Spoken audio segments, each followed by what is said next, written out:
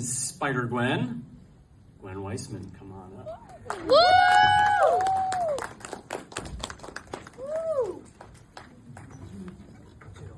Oh, there were stairs there. A little backstory for this piece. This is my own canon, as mentioned earlier. I'm writing this with my friends, so if you want to come after me after the show to learn more, I'm right here. Okay. It was another loud, boring evening at Empire State University. Gaudy banners spread across the Sigma Alpha Chi house, all of which read, "Fun, fun, fun." Most of the students flocked through the doors, all looking to cut loose and enjoy themselves. Others stood outside the house, including a young woman with a blonde undercut with magenta highlights. Bobbing her head along to the music, Gwen Stacy smiled and leaned up against a nearby pillar. Walking up to her was a green-eyed redhead with black eyeliner who had her arms wrapped around another blonde student in all black clothes. The latter looked away and sighed in disappointment. It had to be today, didn't it? Eddie Brock sighed. Oh, will you relax, Eddie? It's supposed to be a fun night, his girlfriend, Mary Jane Watson, replied with a smile. Gwen waved over at her friends, her movements as exaggerated and theatric as possible. Hey, lovebirds, she yelled in an almost musical tone, catching Eddie's and MJ's attention, who soon walked over to her. What up, Gwen? MJ high-fived her.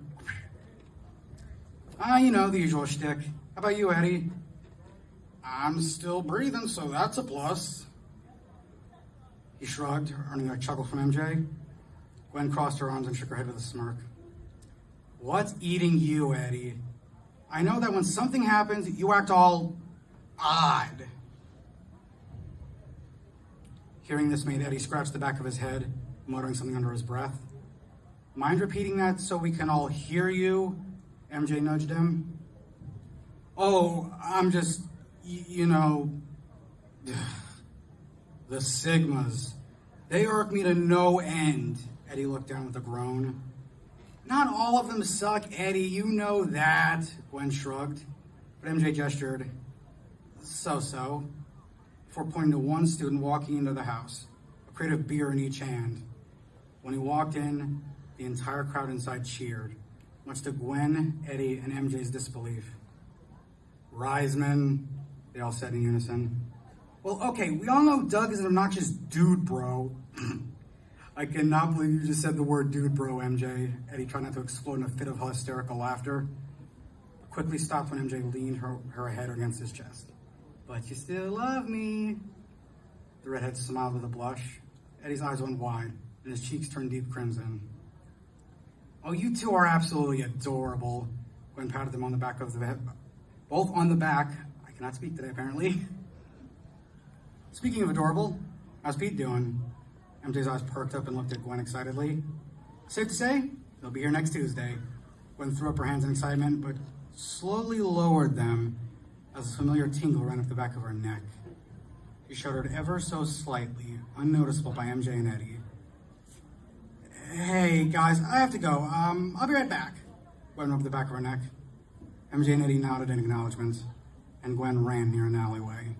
She looked back and forth. All clear. She swung her bag off her shoulders and opened it. In it was a white, teal, and magenta hooded suit. Taking off her jacket, she slid into said suit and pulled out a white mask with pink lenses, which she pulled over her face.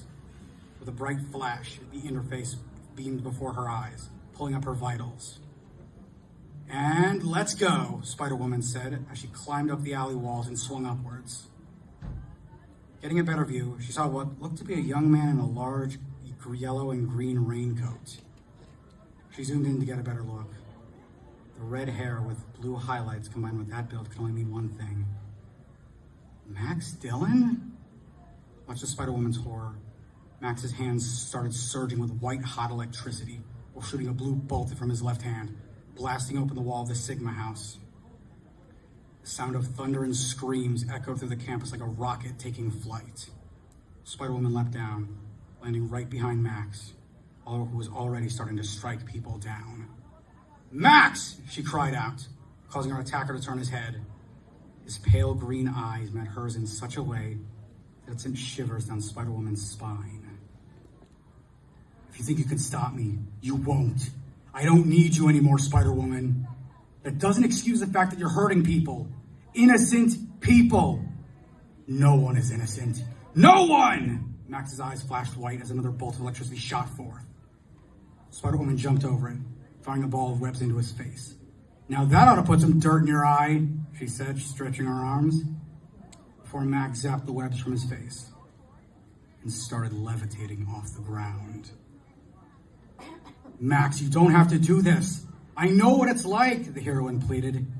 No, you don't! Max roared out in rage, firing 2 blasts in quick succession. Spider-Woman barely avoided the first one, not so much the second. Falling onto her back, Spider-Woman saw Max hovering over her. A look of glee and malice spread across his scarred face. Now who has power? He raised his arms, electricity crackling through his veins. Hey! A voice yelled from across the field. Spider-Woman weakly turned her head. Eddie was walking closer to them. Back off, Brock, Max scoffed. Let her go. The blonde growled, earning a cackle from Max. Mind repeating that for me? Closing his eyes, Eddie started walking closer. You heard us. Eddie's voice became less of a baritone and more of a distorted snarl as he clenched his fists. The sound of his knuckles cracking was sickening, almost unearthly. Let her go. His eyes snapped open. Their usual indigo color turned completely white. Max's face went from confident and in control to that of a scared gazelle before a lion strikes. Eddie smiled, his teeth sharpened into fangs. And that's where I'm cutting it. Woo! There's the bench there.